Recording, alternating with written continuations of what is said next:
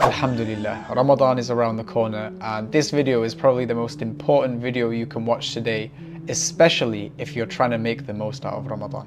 I want you for a second to imagine that you have a marathon to run in 3 weeks and you've done no preparation whatsoever. Can you just turn up on the day and expect yourself to complete the marathon with incredible results?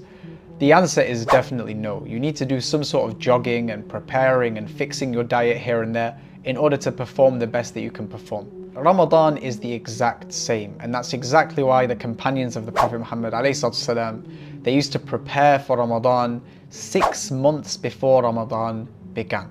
So I'm going to give you a 3-step action plan that you can implement right now to get those jogs in and to hit the ground running when Ramadan starts so that you can make the best out of it. Number 1, I want you to be incredibly self-critical and look at the last Ramadan and write down a list of the things you like doing and the things you didn't like doing. So for example, in the list of the things that you like doing, maybe you never missed a sunnah prayer, or maybe you read a specific amount of Quran every single day. Write that down because you're going to keep it up this Ramadan and maybe even add to it.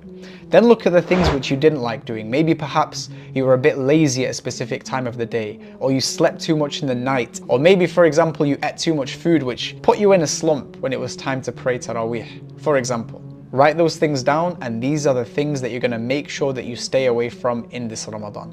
Number 2, you need to be self-critical again and now ask yourself, what am I like now?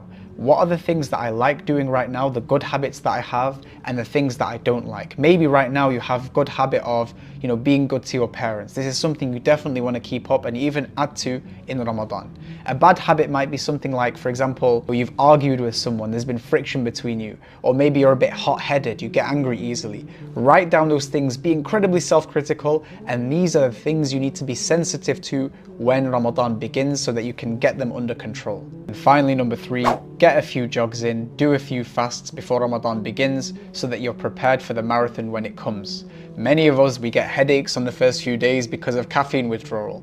Many of us, we feel too tired to do anything because we're not used to having no energy in our system.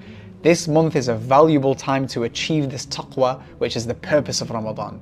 If you do not hit the ground running and be prepared, then you're removing from the barakah and the blessings that you can get out of this month. So get a few jogs in, do a few fasts here and there, and you will be very, very thankful to yourself that you did so.